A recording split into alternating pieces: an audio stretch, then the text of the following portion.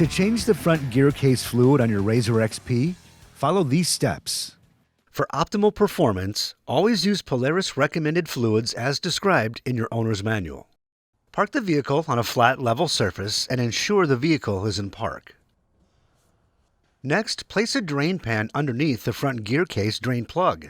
Placing a rag in the bottom of the drain pan will help prevent the splashing of fluid. Before removing, clean the area around the fill plug in the right front wheel well. Next, remove the front gear case fill plug.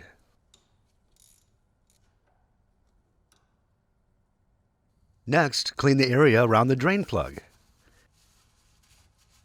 Then remove the drain plug and allow the fluid to drain completely. Before reinstalling, clean any dirt or debris from the fill and drain plugs. Inspect the O-rings on both plugs and replace if necessary.